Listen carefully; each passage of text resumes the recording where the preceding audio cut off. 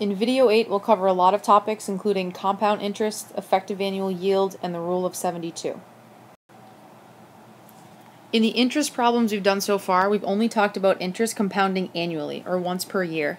In this section, we'll talk about compounding interest and things that compound maybe more than once a year. So n is kind of our new piece here. If you take a look at this formula for compounding interest, you'll see your a over here, or an a sub t. Your p hasn't really changed. It's the same thing as a sub 0. It's still the initial amount, so that's still the same. You can still see our 1 plus r from the original formula from your first quiz, and then we have our t up top. What's new here is the n, and you'll notice here n is the number of times per year the interest is compounded, so now it's more than once. Things you'll hear a lot: monthly is going to be 12 times per year, daily 365 times per year, quarterly is another good one, 4 times per year, and it follows like that. If we take a look at an example, Kevin's depositing money into an account. The interest is 2.5%, and it's compounded quarterly, so 4 times per year. So that means, to take note of, we have n equals 4. He figures out he's depositing $514.86, and we're trying to figure out what he'll have 5 years from now. So as we start filling in our formula, we have a equals, p is our principal, or our starting amount, which is going to be $514.86. In parentheses, we have 1 plus. Our interest rate is 2.5%, so we'll convert that to a decimal and write 0.025 over n, and n is 4. Quarterly means 4 times per year. In our exponent, we have n times t. So n is still 4, and t, our time in years, is 5. So this up here is really a 20. When you plug that into your calculator, I always start in here. So I'll do the 0.025 divided by 4, add the 1, raise that to the 20th, and then multiply by 514.86. If you can do that all in one swipe on your calculator, that's great. If not, if you break it down, as long as you don't round, you should still get the right answer. So the final answer here is $583.19 after 5 years. So I've mentioned you'll see terms like monthly, 12 times per year. We just did an example with quarterly, which is 4 times per year. There's also something called compounding continuously. And if it's compounding continuously, you can't put a number to that n. It's just always being compounded.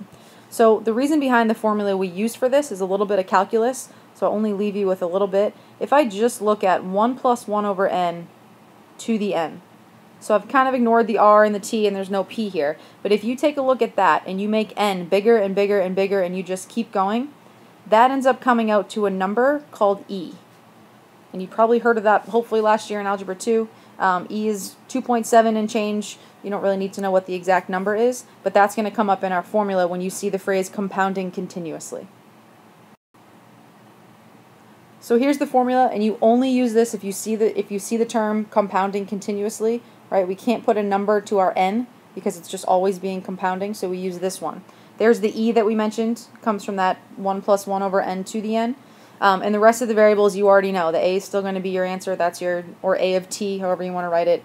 P is the principal, or the initial amount. R is still your rate. Make sure you convert to a decimal. And t is still your time in years. So if we look at an example here, Josh has $6,000 in a savings account, 3% interest rate, and it's compounded continuously. So that's your flag to use that E formula that you see above. How much money will he have left after 4 years is what we're trying to figure out. So as we go ahead and plug in, we have A equals, he's starting with $6,000. Then we're going to use E. Up in the exponent, we have 0.03 since our interest rate was 3%. And then we know we're trying to figure this out for 4 years. So that's what you're plugging into your formula. If you have a TI-80 whatever graphing calculator, you're looking for an LN button, which is in the kind of lower left corner. Once you find that, if you hit second and then that button, there's an E button. So what that'll do is it'll give you the E and it'll raise an exponent for you. So you can hit that button, then punch in your 0.03 times 4. When you're done with that, if you plug in the times 6,000, you'll get a final answer. And in this case, we get $6,764.98 for Josh after 4 years. The next topic in this unit is something called effective annual yield, or APR. You may be familiar with hearing things about APR financing on car commercials most commonly. APR is the change of the amount in 1 year So it's how much the money grows in 1 year over what the original amount was. So you do the calculation for 1 year, subtract the original, and then divide by the original. So what we're starting with here, Jeremy wants to deposit his earnings over the summer, which was $3,549. He has a 5.3% annual interest rate, and we're being asked for the effective annual yield if it's compounded daily. So we'll notice that. When we see a word like daily, we're triggering back to that N formula, the one we started with in this video. So we'll use that to get started. So we have A equals, we know our P is 3549. In parentheses, we have 1 plus R over N. So 1 plus the interest converted is 0.053. 365 days we're using. And then here we always want to find 1 year. So our T is just going to be 1. So we have 365 for our N value. And then a 1 up here you don't need to write, but I will for this example just so you can see it. So that's the first part of the calculation. Once you figure that out, plug all that into your calculator, you'll get 3742 and 16 cents. So that's where we are. That's what happens after 1 year. Now, if I shrink this for a little more space here, for the effective annual yield, we're going to do the change of the amount in 1 year, which means we need to do 374216 minus the original 3,549, and then divide by 3,549. When we do that calculation, we get 0.0544. We'll round to 4 decimal places there, because then when you give your answer in a percent, we have 5.44% is the APR. One thing you'll notice when doing APR, and this is a good check for you, whatever you get for your APR, it will be pretty close to what your annual interest rate was. So if you're way off, if those numbers aren't close to each other, just recheck your calculation. They should be pretty similar for these. The last topic for this video is called the Rule of 72. It's pretty convenient and it's very, very easy to use. The Rule of 72 tells you how long it will take your money to double at an annual interest rate. So we're not talking compounding anymore. You just have your interest rate, and all you're going to do for that, there's no real formula. You just take 72 and divide by R. One thing that's really important to note in your notes, this is the one place you don't convert the percent to a decimal. So if the interest rate is 6%, you write 6, not 0.06. Leave it as the percent. So in the example below, how long will it take $5,000 to double at an interest rate of 4.6%?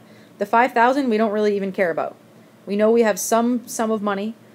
We're going to take 72, divide that by 4.6. Again, we're not converting that to a decimal.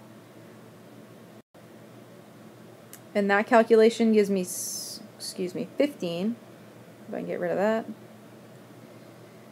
15.65, and again, this is always in years.